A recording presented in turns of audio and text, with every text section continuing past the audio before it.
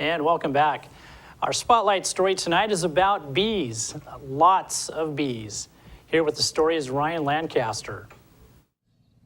Everything from this to this is made possible by bees.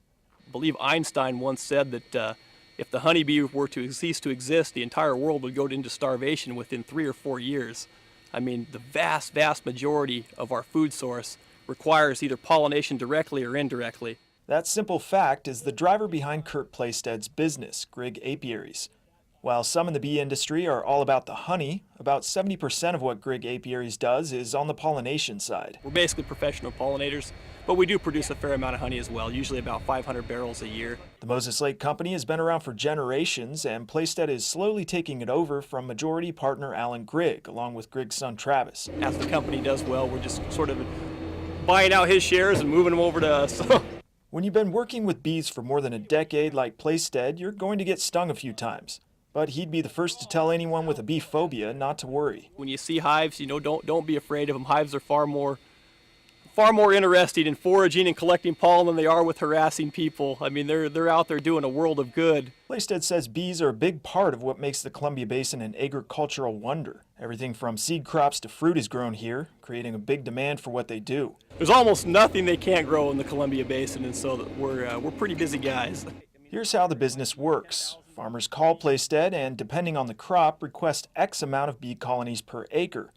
The bees are trucked out to the field or orchard for a designated pollination period before they're picked up and moved along to the next crop.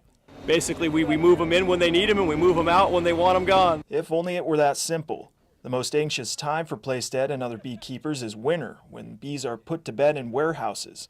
With no flowers, nectars, or pollens around, the bees get weak and mortality rates can rise. Plaisted says it's an issue of mouths to feed. The queen doesn't want to lay out and create a massive population when there isn't enough forage to sustain that colony, and so she slows down her laying in the winter. Well, when the colony shrinks up, it's also when it's most susceptible to problems. Problems like tracheal mites, brood diseases, nosema, and a host of other devastating killers not completely understood by beekeepers. Colony collapse is affecting the industry as a whole and individual apiaries, like one in California that recently lost 55% of its 50,000 hives. Grandpa Grig, when he started the business, used to say that, bees more or less take care of themselves and we just sort of move them around and manage them. Nowadays, to be a beekeeper, you have to be part nutritionist, part doctor, part veterinarian. I mean, there's so many different things you have to know how to do, because if you get even one thing out of balance, it can be devastating. Plaisted says his company has seen some good years and years where they lost 60% of their colonies, which right now average around 10,000 hives. Another wintertime challenge is keeping bees strong so that farmers get premium pollination in the early spring. We have to create more or less an artificial honey flow by feeding them and putting pollen into them and basically creating almost summer-like conditions for those bees to get them up to their strongest point.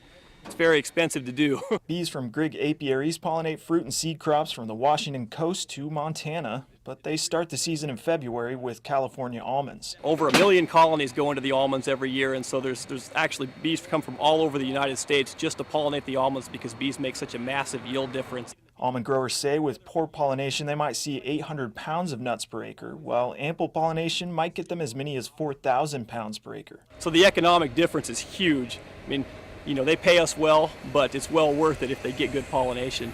And pollination, Plaisted says, is where it all begins. The whole agricultural industry works hand in hand, but the bee industry is certainly a very important niche in that, in that operation. So, for iFIBER 1 News, this is Ryan Lancaster reporting. Well, that's some tricky business. Thanks, Ryan. Stay tuned. We'll be right back after the break with news from around the Pacific Northwest.